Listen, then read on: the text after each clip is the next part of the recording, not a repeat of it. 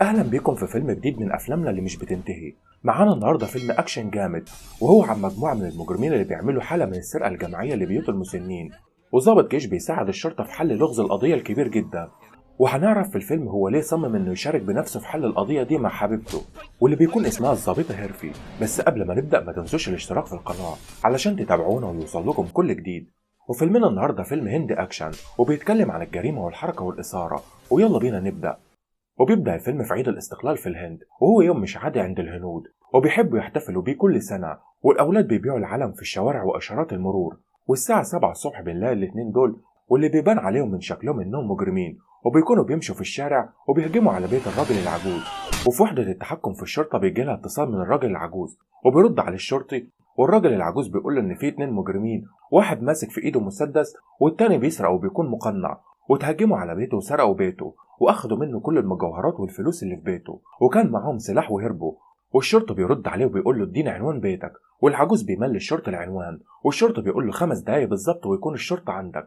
وبعد 5 دقايق بيجي اتصال للشرطة، وبيكون من راجل عجوز وبيتصل وبيقول له ان في 2 مجرمين كانوا مقنعين وتهجموا على بيته وسرقوا منه كل الفلوس والمجوهرات. فالشرطة بيرد وبيقول له انت مش لسه متصل بيا، وانا قلت لك هبعت لك قوات الشرطة دلوقتي. فبيرد الراجل عجوز وبيقول له انا ما اتصلتش بيك قبل كده، انا لسه متصل بيك حالا. فبياخد الشرطة العنوان وبيستغرب، بس العنوان بيكون مختلف عن العنوان الاول، وبيقفل وبعدين ما بيكونش ملاحق على كمية البلاغات واللي بتكون كلها بيوت لناس مسنة. وبيكون الشرطة مستغرب من كمية حالات السرقة اللي حصلت في يوم الاستقلال الوطني، وبيظهر ان في 2 مقنعين بيهجموا على كل بيوت الرجالة المسنين، وبيسرقوا كل البيوت الموجودة في المكان وبيهربوا.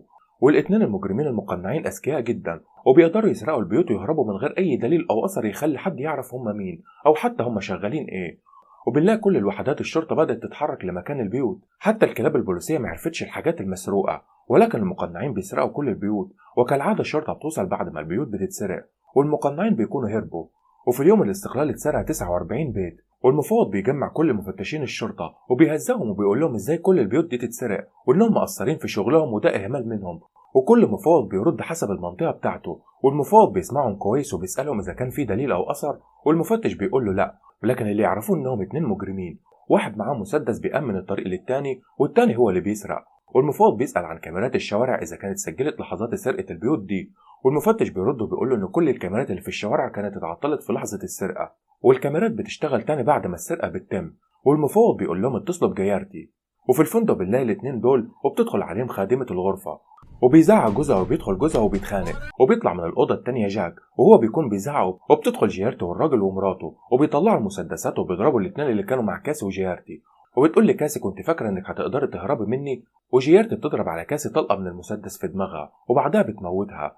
وبيجي اتصال لجيارتي بيقول لها تعالي بسرعة مكتب المفوض علشان في 49 بيت اتسرقوا في يوم الاستقلال في الهند. فبتروح جيارتي المفوض وبيديها ملف اللي فيه كل تفاصيل القضية، وبتسأله إذا كان الهدف هو السرقة. فبيرد المفوض وبيقول لها أيوة، مفيش أي اعتداء جسدي حصل لأي حد من الضحايا.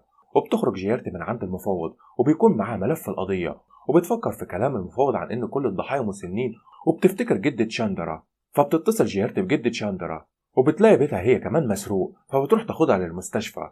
وبيجي الضابط لهيرفلي وبيقول لها إن دي العصابة اللي بتسرق البيوت واللي معاكي ملفها، وبكده يبقى في 50 بيت اتسرق. بس هي معرفتش تتصل بالشرطة، جيارتي بتتصل بمركز المخابرات العسكرية. فبيرد عليها العسكري وهي بتطلب منه انها تكلم شاندرا، وبيرد الشرطي بيقول لها ان تشاند اخد اجازه وراجع على البيت، وعلى الصبح كده هيكون عندكم. وهي بتكون مستغربه ازاي بيعرف، وبتفتكر جونا اخو كاسي واللي كانت جيارتي بتجري وراه في المول وقدرت انها تمسكه في الجراج، وكانت جيارتي رافعه المسدس على جونا، وواحد من رجاله جونا بيضرب السلاح وبيقع من جيارتي.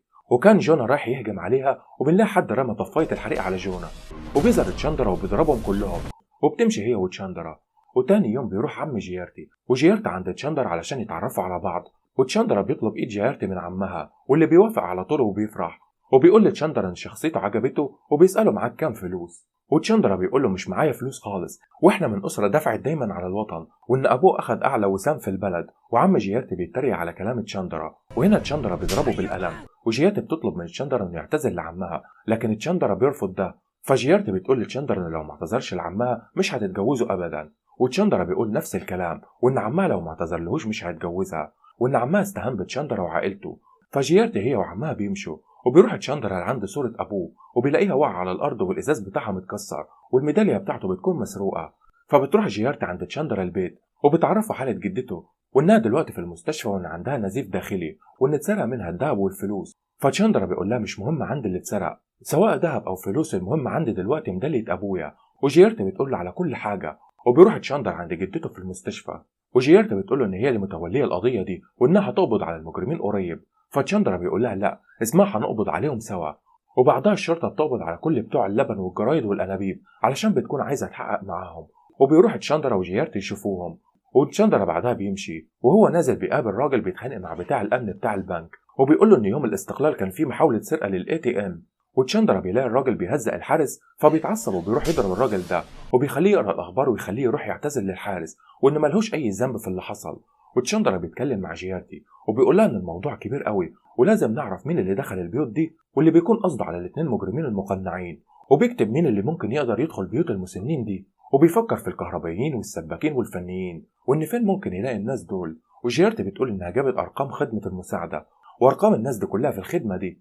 وبيسألها تشاندرا فين مقر الشركة دي. فبيروح جيارتي وتشاندرا يقابلوا مدير مكتب الخدمة وجيارتي وتشاندرا بيعرفوه على كل حاجة. وبتوافق المدير إنها تساعدهم. وهنا بيبدأوا يبحثوا عن أرقام كل الناس اللي اتسرقوا. وهنا بيلاقي إن كل الأرقام متسجلة إن كلهم برقم واحد وهو باسم ماريو. وهنا الشرطة بتروح بيت ماريو وبيتصلوا بتشاندرا وبيقولوا لها إن ماريو ميت. وهنا تشاندرا من مدير مكتب الخدمة وإن عاوز يكلم رئيس شبكة الاتصالات وكمان مطور للبرنامج وكمان مجلس الإدارة، وأكد عليهم إنه لازم يقابل كل واحد فيهم. وجيارتي وتشاندرا بيعرفوا من مرات ماريو إنه ميت من سنتين. وبيقول تشاندرا لجيارتي خليها تمشي. وبتروح جيارتي تقعد مع تشاندرا وبيقول لها تشاندرا خلال ال16 شهر اللي فاتوا كان رقم ماريو عند عدد كبير من بيوت ناس عواجيز، وبيأكد إنه تم اختراق شبكة بيانات مكتب الخدمة، علشان كده هو مطور البرنامج رئيس شبكة البيانات قبل التحقيق.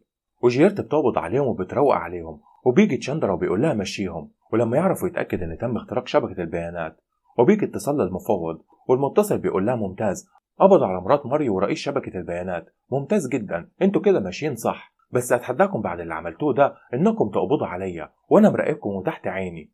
وتشاندرا وجيارتي عند المفوض وتشاندرا بيقول له ده برنامج مغير صوت وان كل القوات الارهابيه بتستخدمه، اما بالنسبه لمكتبك فما فيش غير مكتب الخدمه. وبالفعل في 2 دخلوا مكتب المفوض وظبطوا كل حاجه وركبوا كاميرا مراقبه.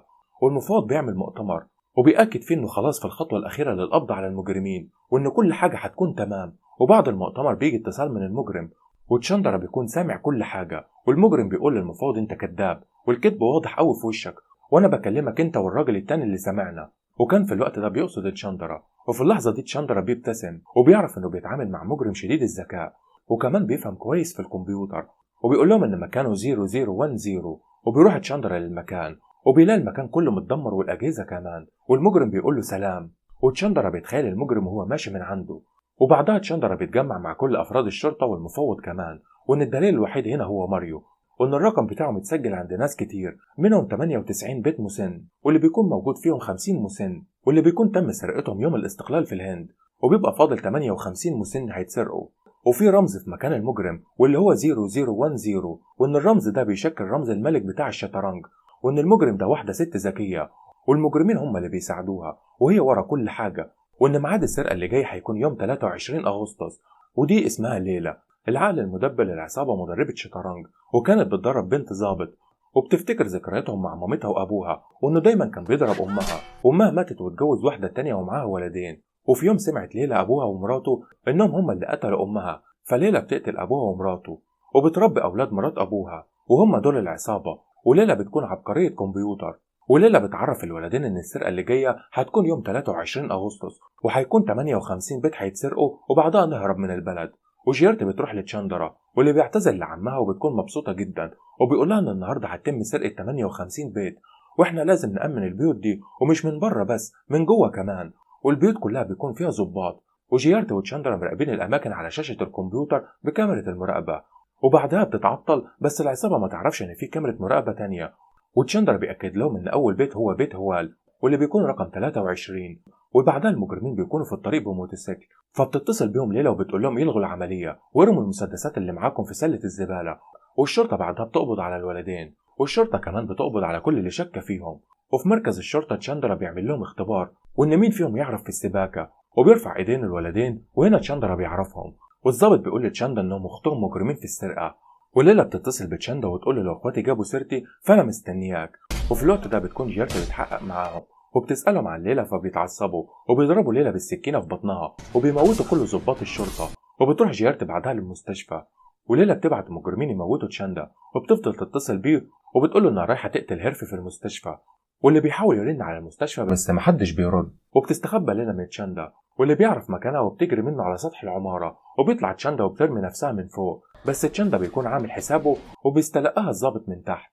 ولحد هنا بيخلص الفيلم، فما تنسوش تعملوا لايك للفيديو واشتراك في القناة، وده علشان يوصل لكم أقوى ملخصات الأفلام.